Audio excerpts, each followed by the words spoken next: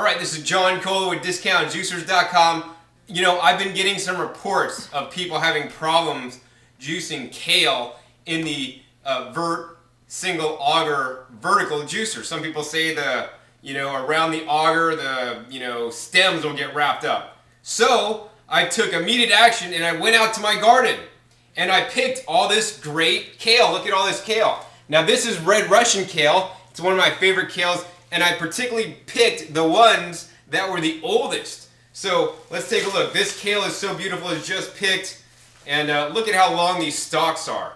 Those are long. I don't know, maybe pushing 2 feet long. So what we're gonna do is juice this kale straight, and I don't recommend juicing straight kale unless you're an advanced juicer. Juicing straight kale or straight green juices can get you real sick. So what you normally want to do is you want to juice about 3/4 of your cup full of cucumber, celery, or carrot juice, and then only 1/4 of the cup with the kale. But this is the kale torture test on the Omega Vert juicer to see what really happens, and we're going to take this apart afterwards so you can see what happened inside the Vert juicer. So let's go ahead and turn it on without further ado. So this would probably be the equivalent of maybe 5 bunches of kale. It's probably about 3 pounds of kale, actually. It's a lot of kale.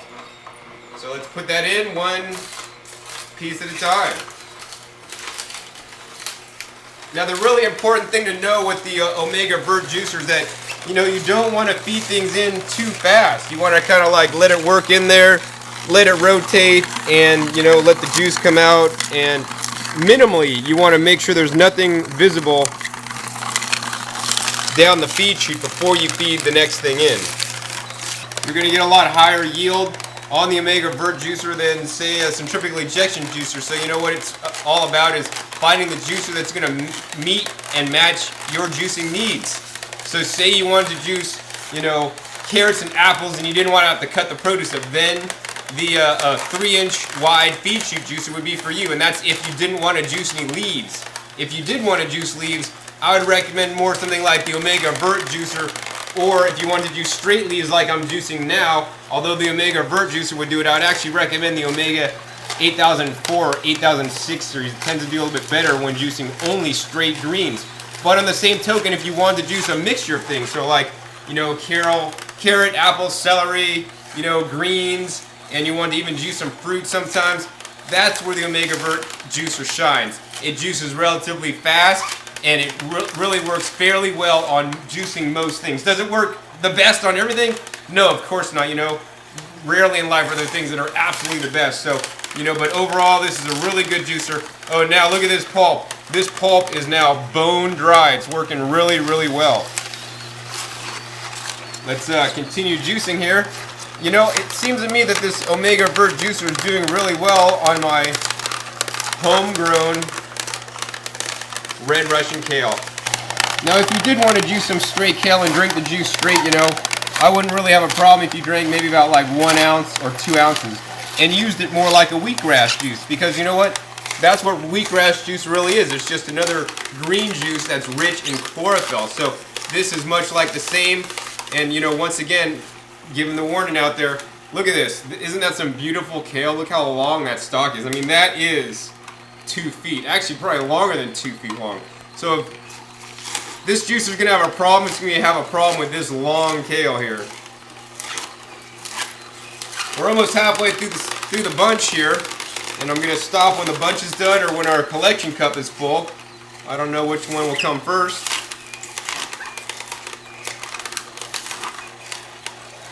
Looks like it's working really well to me.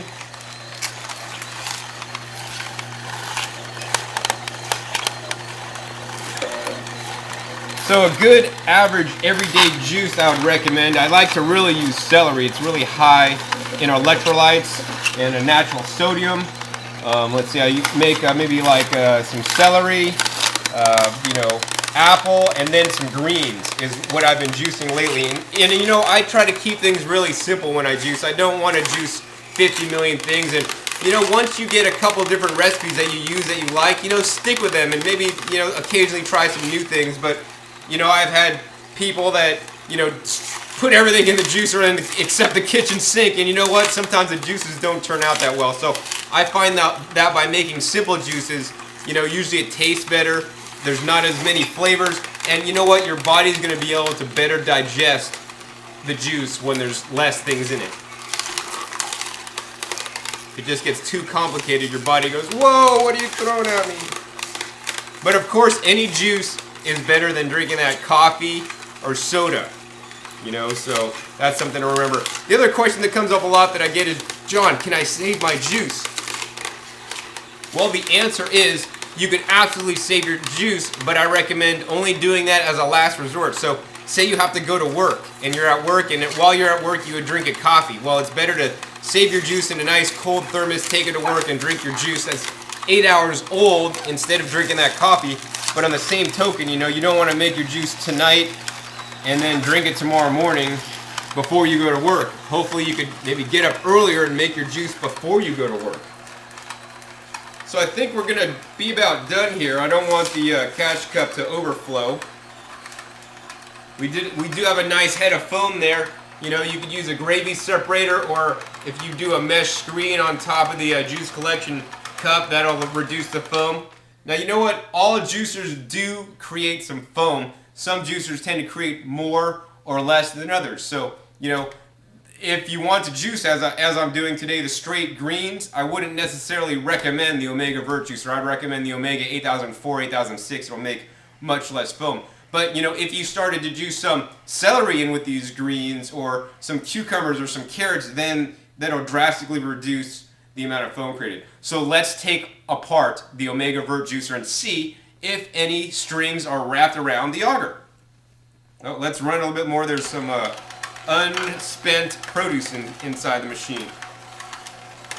Alright, so that's in there.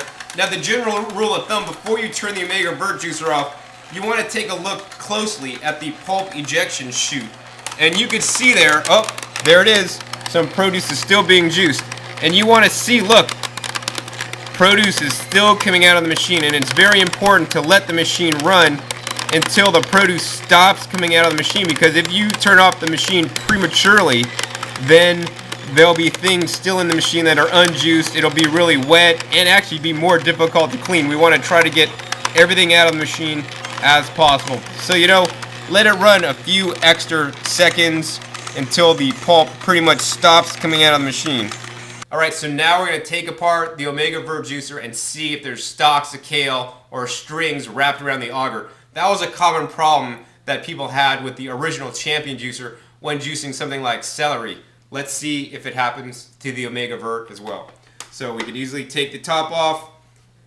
That's the top there. We're going to take apart this the screen and the wiping blade assembly.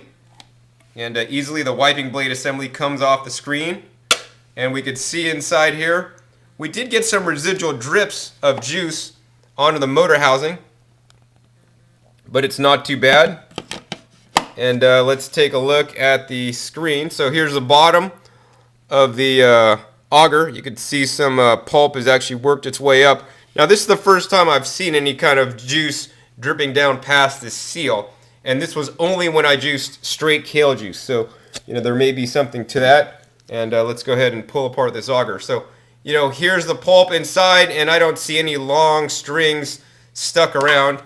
There's a little bit of backup in here, you know, and some strings here, but I wouldn't call this jammed or clogged up by any means. And, you know, I think this is definitely, you know, passable for what it's doing. Here's definitely some strings right here. Wow, man, that's really stuck in there pretty good. But look, I mean, literally the Omega Vert juicer was powerful enough literally to crush the kale and take these strings. And these kales, as you saw, were over 2.5 feet long. So I think the Omega Vert juicer did an incredible job juicing straight kale. Alright, so you just saw how we did the kale torture test in the Omega Vert juicer. I think it handled it just fine for what it is. And as I said earlier, if you want to juice straight kale, go with the Omega 8004, 8006. This juicer did, in my opinion, an acceptable job doing it today. And, you know, although I recommend this juicer if you want to do a mixture of things, such as, you know, kale, celery, apple is one of my favorite juices, and I would throw a leaf of kale, then a stalk of celery, and a piece of apple. You don't want to juice all your kale, and then juice all your celery, and then all your apple. No, no, no. we need to give the juicer different fibers at different times and rotate it. That way it'll cause less backup and less clogging, and all the different fibers will help to eject each other out of the machine, and that's what it's really all about. So the next update is that discountjuicers.com now has the Omega Vert juicer in stock. It's been out of stock for a long time. We now have a limited supply in stock. So go to our website right now, and if it says in stock, we have them in stock and they're ready to ship out to you. If you miss this opportunity, they will not be in stock for about another 3 weeks, and then we'll pull them off the site. We do not take back orders at discountjuicers.com. Once we sold out of our allotment, they're gone, and we will not take any more orders until the next shipment comes in. We're not going to leave you hanging like many other web retailers. They'll take your money and say, oh, it's back order, and then ship it when they can, and they may not even get enough machines to fulfill your order. So this is John Kohler with discountjuicers.com. Be sure to visit discountjuicers.com/YouTube for special promotional offers for our YouTube visitors.